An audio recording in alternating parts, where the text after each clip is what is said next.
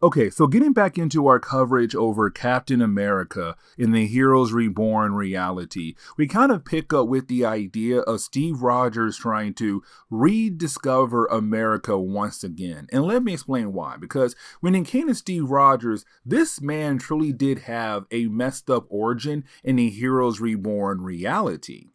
You see, in the Heroes Reborn reality, you still have Steve Rogers go out of his way to fight in World War II. Now, as we all know, in the main Marvel universe, he was frozen in time after the war. The thing is, in this reality, that was not the case. You see, for Steve Rogers, he had a meeting with Nixon. And when it came to Nixon, he asked Steve to go with him and tell the public what America had did to Japan. Of course, dropping the bombs. When it came to Steve Rogers, he hated the idea of America using those bombs on innocent people. For Steve, it's okay to go after the government of Japan or the military that belongs to Japan, but not the innocent people. And so for Steve, he could not stand by Nixon when Nixon told the public what America military had did to Japan. And so he walked away. And for Nixon, he hated the idea that he was no longer able to control Captain America. That is where Nick Fury and S.H.I.E.L.D. came in, and let me explain. You see, when it came to Nick Fury and S.H.I.E.L.D., they just got started in World War II, but also they had technology that would allow them to control the minds of different people, like Steve Rogers. And so for Steve, for the next 50 years, this man would live different lives in those 50 years. Like, for example, there was one point in time he believed to be a guy known as Jack who was fighting in the Korean War or the Vietnam War. And the thing was, in the 1990s, you had S.H.I.E.L.D. give him 2 life model decoys to make him believe that he had a wife and kid. But in reality, he did not. Now, in the 90s, for Steve Rogers, he had to go back being Captain America. And the reason why? Because the Red Skull had reappeared. But either way, once Steve had realized for 50 years the government of America had been playing with his mind, he had to leave the White House to go travel across America to kind of rediscover his love for the country. But this kind of leads into Steve Rogers arriving in Texas. Now, when he does arrive in Texas, he gets word of this brand new organization, better known as the Sons of Serpent. Now, the Sons of Serpent have been around for a good while in Marvel Comics, but basically, they're this organization who believe that, America should be white only, and that is it. All minorities should leave or be killed off. And we kind of get our first example in this chapter because once you have Steve arrive in Texas, he gets word the Sons of Serpent had taken over a diner nearby and are holding on to a few hostages. Now, one of those hostages is an African American. And so, of course, they want to kill him off because, again, their main goal is to, quote unquote, cleanse America. Get rid of all minorities across the entire country. And so you do have this diner be taken over by a few members of the Sons of Serpent.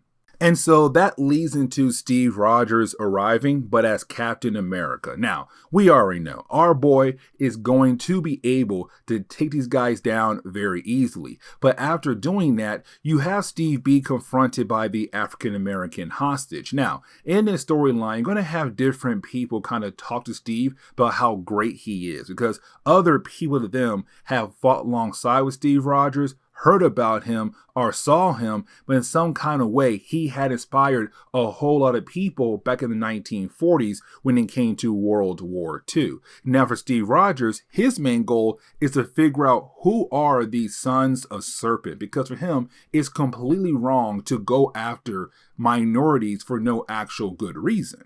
Now, once you have Steve leave the diner, he's then confronted by the sheriff of this town. And you have the sheriff tell Steve, like, hey, you know what? What you did was great and all and everything, but we need your help to take down their compound here in Texas. But it's Steve kind of finding out here that, this is a whole nationwide organization, not just a Texas problem. And so you do have Steve head over to that Texas compound.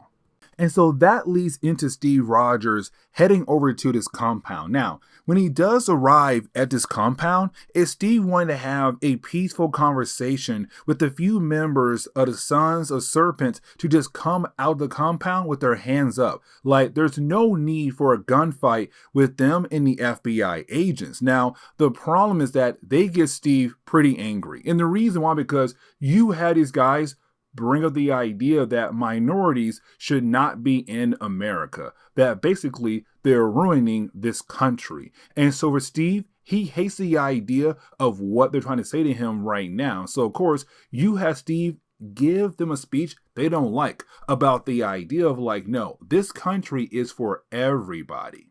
And so with them now being upset with Steve Rogers, they come out gun blazing. But here's the problem though, because this organization, they have some high-tech weapons they're basically using right now on Steve and these FBI agents. Now, you do have Steve being able to take them all down, but the problem is that there are a lot of people who got hurt because of them. Innocent people who are getting hurt because this organization believes in the idea of killing off minorities. Now for Steve, his main goal is to shut them down. But at the same time, he wants to figure out how in the world was this organization able to get their hands on some very high-tech weapons. And so with Steve Rogers now knowing like, okay, this is not only a Texas problem, this is a nationwide problem, he heads over to California. Really, he heads over to Hollywood. And of course, when he does arrive at Hollywood, he runs into a few members of the Sons of Serpents. So of course, this leads into a few pages where it's our hero just doing his job, taking these guys out. Now, with that being put aside at the moment, you then have Steve Rogers being able to meet up with Detective O'Brien. Now, Detective O'Brien, he does have a few members of the Sons of Serpent with him. The problem is that they're not talking to anybody. And so for Steve, that right there is a problem. So you have Steve go out of his way to make one of the members that he caught recently alongside with O'Brien to kind of talk to him about what are the plans for the Sons of Serpent in this area. Now that guy also told Steve like, hey, if you go over here, you'll find the Hollywood headquarters for the Sons of Serpents. And so for Steve, when he heads over there, he breaks into the base, takes out a few guards, but finds their computer. Now, once he's able to hack their computers, he learns the Sons of Serpents in the Hollywood area, they also have some dangerous weapons. But on top of that, he also learns that a branch of the U.S. government is providing these weapons over to the Sons of Serpents. The question is now, which branch of the U.S. government is doing that? But after that, you then have Steve head over to the next location where the Sons of Serpents are going to be at. You see, for Steve, he had just learned the Sons of Serpents, they had kidnapped a few people who are Jewish writers in Hollywood and a few other people who had hired minority writers into Hollywood stuff. And so, of course, for the Sons of Serpents, they're planning to blow them up. Now, of course, you do have Steve arrive just in time and being able to save these guys' lives very easily. But after that, you didn't have Steve being able to meet up with Detective O'Brien. Now, when he does, is Steve now finding out that the Sons of Serpents, they're now attacking all over the nation, just left and right. But also, you have their leader, King Serpent, go on live television, telling his people to keep going, to keep attacking people of minority races. Just keep blowing things up, our people left and right. And so for Steve, he wants some answers. Because remember, for Steve, he had learned that a U.S. government branch is providing this organization weapons. And so for Steve, he must head back over to Washington, D.C. to figure out which branch of the government is giving these guys these weapons. Now, as we dive into the third chapter, we're really picking up with Steve Rogers in Washington, D.C., meeting up with Nick Fury. Now, when the two guys do meet up, it's Nick Fury informing Steve, like, hey, listen, so S.H.I.E.L.D. has been planning to go after the Sons of Serpents for a while now. And matter of fact, I just put together a strike team to give us that chance to finally bring them down. And so for Steve, of course, he wants to join that strike team to finally bring them down. Now, here's the thing, because you also have Steve ask Nick about his family, the life model decoy family. And I feel so bad for Steve. And the reason why, because you have Nick say like, oh, your wife, which again was a life model decoy, she's on a different mission right now with a bomb inside of her to kill off one of our targets. And your son, yeah, we're using him right now for different body parts.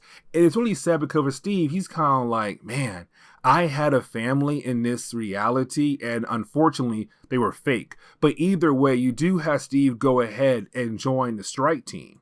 Now, earlier, when it came to Steve Rogers, he met up with Bucky. Now, remember, in this reality, Bucky is better known as Rebecca Barnes, this young girl who is technically related to the original Bucky, but let's not get into it. Now, when it comes to this Bucky, she talks to Steve about the idea that she wants to be more than a sidekick. She wants to be his friend. Now, for Steve, he's kind of like, yeah, you know what?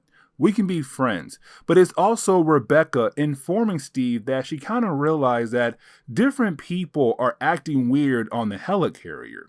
And so you have Steve tell Rebecca like, hey, listen, stay on the helicarrier and kind of watch out for different things, but make sure you're not seen. Now, earlier for Steve Rogers, he had also called up Sam Wilson, better known as Falcon. Now, in this reality, when it came to Falcon, he kind of got a blood transfusion from Steve Rogers. So for Falcon, he's actually a super soldier in the Heroes Reborn reality, but we have not seen Falcon since the first story arc in this series. But it's Steve saying like, hey Falcon, I called you in once I heard that you are a superhero, but also I need your help to locate the base of the serpent. So of course you have Sam agree to help out Steve. Now, back in the present day, you do have Falcon being able to find the base of the serpents. The problem is that he went alone. And so, of course, he got easily overpowered and does seem like he's a prisoner. Now, for Steve Rogers, he's right now with that strike team from earlier. And so with that strike team from earlier, you have Steve realize there's something wrong here. And the reason why, because every single member of this strike team is a non-white American person, which of course tells Steve this is an ambush. And just like that, Steve called it correctly, because you didn't have the serpents come out of nowhere and begin to attack Steve Rogers and the strike team. And so this kind of leads into the ending of this chapter, because with the ambush happening, you now have Steve and the strike team trying their best to, well, survive. Now, there's an explosion, and we're kind of left to believe that Steve is dead. But of course, as we all know, Steve is not dead. But you do have one of the strike team members inform Nick Fury that Steve Rogers is dead. Now, for Nick, he's kind of sad, but you kind of tell like, oh, well, gotta move on. But the thing is, while you have Nick get inside his little, aircraft vehicle thing, you have Steve sneak into the trunk of the actual craft. And the reason why, because you had Nick head over to this location. And we kind of find out who is the actual leader of the Sons of Serpents. It's actually Nick Fury himself. And so as we get into the final chapter of the storyline, we really do pick up with the idea that yes, Nick Fury is the man in charge of the Sons of Serpent. Now, he still believes that Steve Rogers is currently dead. And so with Steve Rogers being supposedly dead, he tells his Sons of Serpents to begin to attack all over America left and right.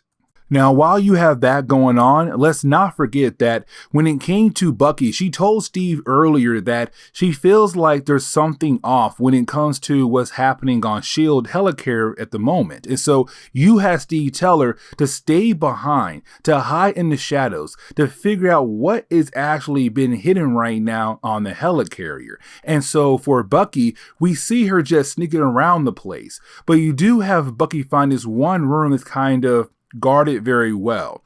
And so you have Bucky being able to take out the guards that lead into that one particular room. And so you have Steve go ahead and confront Nick Fury. Now, when he does, it's really more Steve wanting to know, like, why did Nick do it for? Because Steve can't believe that Nick would create this organization that's full of people who's hating on minorities.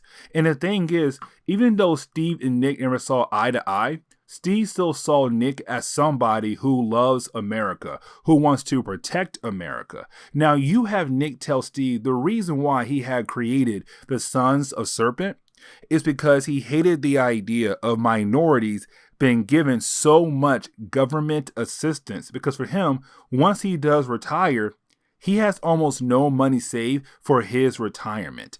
And so that's why he had created the Sons of Serpents. And so right now for Steve Rogers, he's kind of, listen, you know what? You and I going to fight one-on-one. If I defeat you, you must stop what you're doing right now and shut down the entire organization. If you beat me, well, of course, you may continue. And so you have Nick agree to have a one-on-one battle with Steve. Now, for a brief moment, we do switch back over to Bucky. And the reason why, because you have Bucky find something, or really someone, very important for the storyline, where, of course, you kind of get the idea where the story is truthfully going.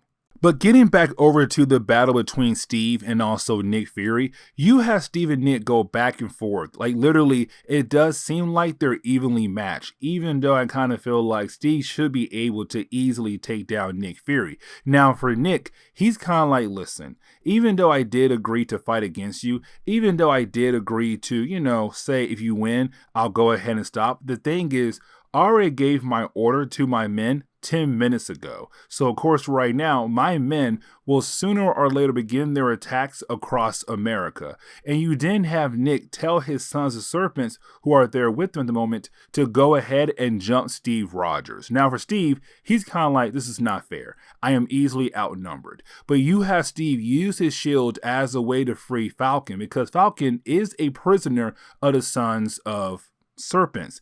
And so with Falcon being free, you technically now have two super soldiers working together to bring down the Sons of Serpents. And this kind of leads into the ending of the storyline, because we do see here that the Nick Fury that Steve has been fighting against is a life model decoy. The real Nick Fury was founded by Bucky earlier on the helicarrier. And so you have the real Nick Fury appear and take out the fake one just like that. With the fake one being gone, the Sons of Serpent, they have no choice to go ahead and surrender. And the reason why, because the entire place is completely surrounded. Now, this leads into one big question. Was this Nick Fury, or was that life model decoy the Nick Fury the entire time in this series? And the answer is yes, which means the entire time, from the first issue up to this one right here, we had a life model decoy pretending to be Nick Fury, but also behind the scenes creating the Sons of Serpent. Because for Nick Fury, he said, listen, I gave the order to go ahead and free you, but then I had a cup of coffee and I was knocked out. Ever since then. So that means for weeks or months, when you have Steve Rogers back out there as Captain America and somewhat working alongside with the Avengers, but also with Nick Fury, that was not Nick Fury. That was a life model decoy. But to go ahead and in today's comic book video, you have Nick Fury get a call. And that call is about what's about to happen very soon to the Earth. The whole idea of Galactus coming. And this leads into the second crossover in the Heroes Reborn reality. But with that being said, guys, please leave me a like down below and subscribe. But guys, see y'all next time. Later.